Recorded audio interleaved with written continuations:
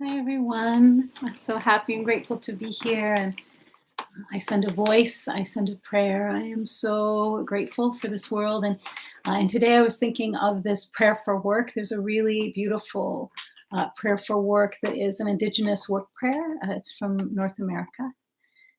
And it is one of the ways we can ask for help. And in the prayer, it says I, but I'd like to say we today. And I'd also like to invite in the good, the true, and the beautiful of the earth and the sky and the center and the sunrise. Every single day we have a sunrise, so it's very exciting that we all get to have that experience and awe and wonder of watching the sunrise. And then at noon, it's a strong time, and it's such a gift to be able to be in that strong time. So we welcome in the strength, and then we can also welcome in that subtle time of day, the sunset, and honor that time. We can honor the night, the time of rest and introspection, and so welcoming in that restfulness. But in that restfulness is our power. That's where we gain our power and our energy for life. And this prayer is a gift. The first time that I heard it from one of my mentors and teachers, Angeles Arian, who I treasure, and she introduced me to this prayer. Great mystery, powers of the water, I send a voice in prayer. I'm asking for entrance through the gates of knowledge. I'm asking for entrance through the gates of knowledge. I'm seeking to cross the realms. Spirit of the water, help me to be fluid today. Spirit of the water, help me to be fluid today, to move easily with this work. We turn to the setting sun in the place between day and night, asking guidance for intuition.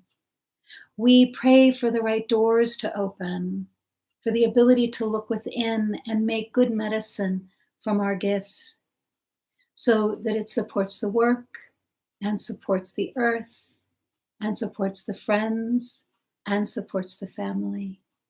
We pray that we can grow within this work and be of service to others. Powers of twilight, walk in your mystery and open your gifts that want to be of service today through our work. Thank you for the blessing of gifts. Thank you for the blessing of work. Thank you for the blessing of the earth. Thank you for the blessing of work. Thank you for the blessing of gifts. Thank you for the blessing of the earth. And so I think about these things. I think about work, and that there's no one who is born whose work is not born with them. So we all have our work, and we have different kinds of work in our life. So we have the work of, our calling or our livelihood or our right livelihood.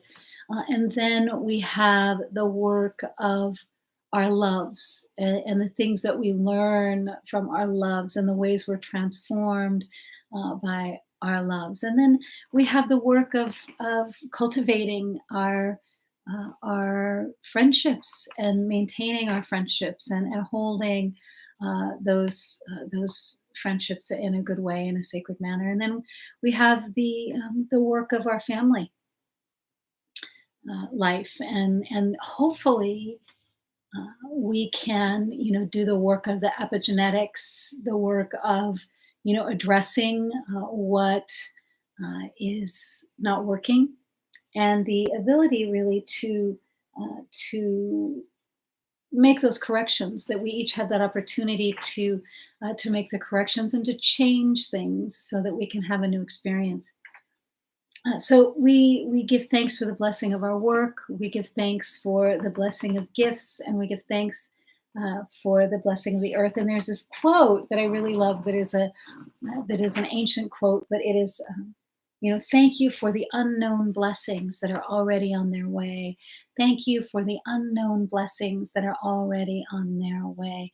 And what I think is really interesting to think about is that I may be one of those blessings that's on its way. You maybe one of the, well, definitely you are one of those blessings, just saying, that is on its way to someone. And it may be your gifts and your talents. It may be something that you say. It may be one of the ways that, you may extend yourself to someone. It may be some loving thoughts that you are having, but you are a blessing that is already on its way. And you may be an unknown blessing that's on its way, which is better than having the buildup of expectation and hoping that, this, whatever expectation we have, that expectation will be met by someone, especially unspoken expectations. I think there's a saying that says, expectations are premeditated resentments or something like that. So we can kind of let go of our expectations, but um, to connect with our life force, to connect with our work. Our work is not built on expectations. Our work is really built on what and who we love. And so if I'm doing my work, if I'm engaged in my work, then, there's also this thought that, if you really love your work, you don't work a day in your life. You get to be in love with your life, and you have the opportunity to engage simply in loving your life and in loving your gifts and talents and loving what you have to offer. And then if that's the case, then what your work does is it motivates and creates more love in the world. It is an opportunity for there to be more connectedness and more grace in the world. And so I really love and appreciate this Indigenous prayer. And I think about right now, like, how can I live my own life well?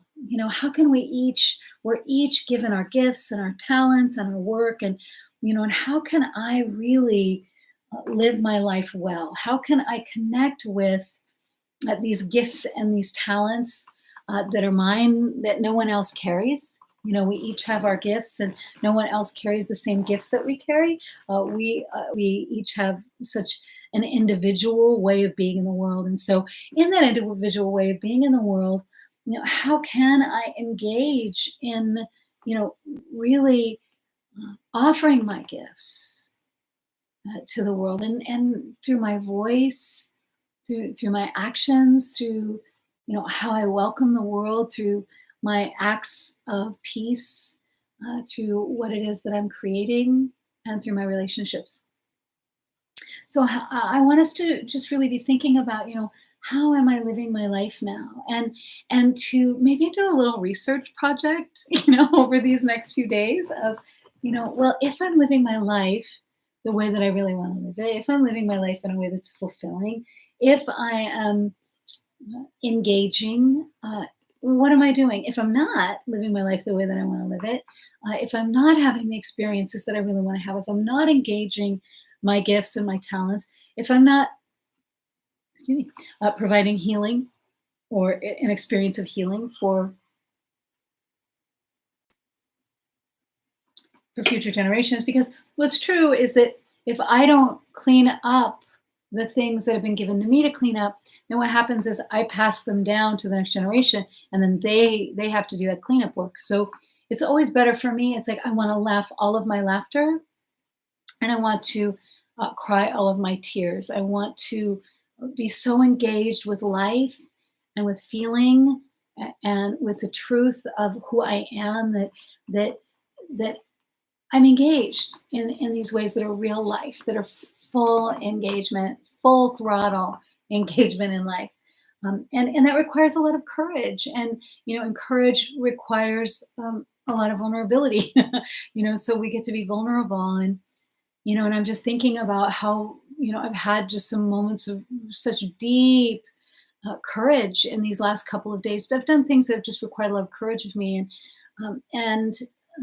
But they're aligned with my dream. Like they're aligned with how I see the world and how I want to engage in the world. And that, there are these healthy risks that we can take, and that those healthy risks are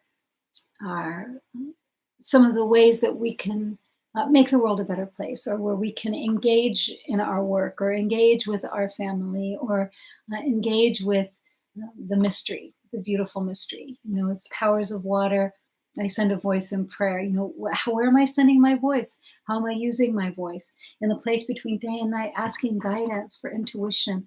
So it's not just acting, acting, acting all the time. There's also a receptive nature. There's the magnetic and receptive nature, and that magnetic and receptive nature needs to be able to receive, and that receptive nature is an aspect of the intuitive nature, or our deep knowing, or the ways in which we know things that we don't know how we know. And so that's part of it. And then what we want is we want to be able to engage every aspect of our humanity. So that means our intelligence, our mind, and the intelligence of our heart, and the intelligence of our deep intuitive nature. And I find that with my students, also in my courses, that if we can really be engaged behind those three things, then we make really good choices. So if I'm engaged behind my intellectual, my mindfulness, my intellectual ability to process and use my discernment, and then I can also, engage with the heart and ask my heart, how can I express and receive love? How can I give the love that I want to give and receive the love that I'd like to receive in my world, in my life? And then there's also the soul, the work of the soul. And the soul wants to experience the numinous. The soul knows that there's another experience that transcends, the intellect truly, and that there's an intuitive nature that is more receptive. And what we want and what we need right now is we need to, really begin to look at, how do I need to engage with life in a way where I am accessing all three of these experiences or expressions or powers? How can I engage with these different aspects of my own unique nature? Because in them, I can accomplish my true work. In them, I can engage with all of the blessings that they're talking about in this prayer, so that it supports the earth and supports the friends and supports the family. Thank you for the blessing of work. Thank you for the blessing of gifts. Thank you for the blessing of the earth. And so we're, really called to engage in a greater mystery than ourselves. And so I think that there is something very important about trusting the mystery. And I think that, oftentimes we trust really selectively, or maybe not at all. Maybe we don't trust anything. But, the universe and the world and, seems to be able to figure things out pretty well. So I think there's a way that we can trust a place for a renewal of trust, a place where we can build or develop trust, even if a trust has been broken, or if a trust we've been given something in trust, and maybe we have not been able to hold that trust. And so I think that there's something about our work that also requires us to trust and to repair our trust with ourselves. Also, because sometimes everybody makes mistakes. We all make them. There's no one is exempt from that. But we also succeed and do beautiful, meaningful things. We're able to really excavate a goodness, a deep internal goodness that is sacred. And so I think about, how do I want to engage these aspects of my nature, my intelligence, the intelligence of my heart, my emotional intelligence, and the receptive nature, or the intuition, the soul, a soulful way of being. And I like what Jean Achterberg said about in her universal healing, the ways of universal healing, the 8 universal ways of healing. But the first one is that, healing is a lifelong journey toward wholeness. Healing is a lifelong journey toward wholeness. And I believe that we're all in that together, and especially at this time. And am I focused on my own wholeness and on my own well-being? Can I attend to what what my work is, whatever that work might be, whether it's emotional or spiritual or physical. Can I attend to that work and to my calling? And can I also give thanks each day for everything I've been given? Like, we've been given so much. We've been given so much, and the gifts and the blessings that we've been given. Can we notice and acknowledge those gifts, and can we speak that out loud? Can we extend that attitude into the life, into the heart of another? I believe that it's time for us to remember how to do that. It's also time. I know. I feel like there's a calling for us to really slow ourselves and to go into a different rhythm. And when I was in Idaho, taking some things to my mom, the woodpeckers. I noticed the woodpeckers, and the woodpeckers are the drummers of the forest, and they have rhythm. Oh my gosh! And so I was really noticing them. We have a couple of them there. In the mountains, the beautiful mountains of Idaho, and they drum out their rhythms. And I was thinking about, what kind of rhythms have we been following? What kind of rhythms have we been asking others to follow?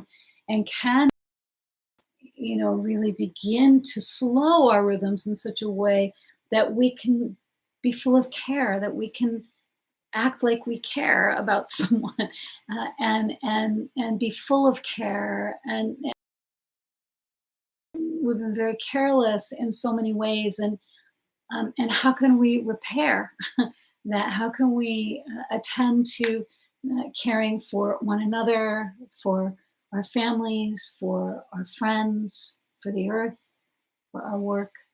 And so those are the things that are in my mind. And I think that I would like you to be thinking this week about, how would you like to live your life? If you're not living your life the way that you would like to live it, how would you like to be the way that you would like to be living it? And how can you choose? How can we each choose? What my feeling right now is that we're being called to heal ourselves and one another and the sweet face of Mother Nature. We're being asked to make any corrections that we need to make, to see what those corrections are, and to attend to our relationships with our loved ones and with our friends. But especially at this time, I feel like we're being called to really look at, how am I expressing my life force? How am I giving my gifts away?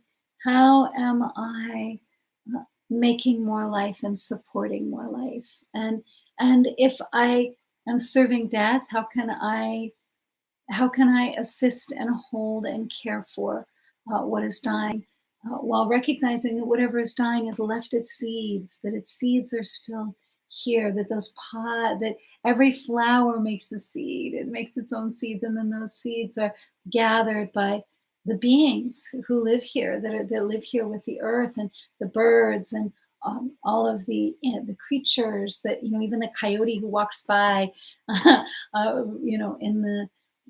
the sagebrush, and all of those little seeds will, of the wildflowers and of all the plants and the grasses, will stick to the coat of the coyote, and he'll take them to the next place. And so, I would just wonder, like, what is it that we're planting? What is it that we're really being called to evaluate right now? But then I would also ask that we evaluate ourselves with some kindness, and recognizing that we are one of the unknown blessings that Creator has delivered to this place at this time. And so I wanted to read by Ken Patton, At Home with the Universe. I'm at home in the universe. I carry my home with me. No matter where I go, I cannot be less than at home. The forests are the rooms of my house, of my childhood. The winds are my mother's arms. The sun is my child's laughter. The caterpillar crawling on my hand is my brother's arm thrown over my shoulder. The children playing in the street of another country are my children. The stranger's bed encloses me in the sleep. Overtake me. I am not stricken to find my home. I breathe interstellar space. The world is a pasture for my mind, forage for my imagination. The universe is at home in my mind. Its creatures live friendly within me. I live warm and friendly with my fellows in the starry world. I live warm and friendly with my fellows in the starry world. By Ken Patton.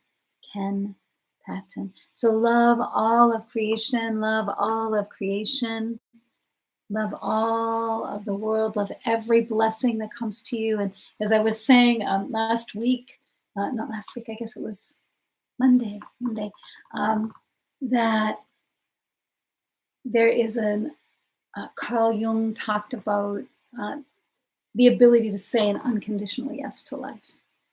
How can I say an unconditional yes to life and to my gifts and to the blessings and to my friends and to my family? Thank you so much. And I look forward to talking with you on Friday. Have a beautiful couple of days, and we'll be reflecting and writing about is with my own values.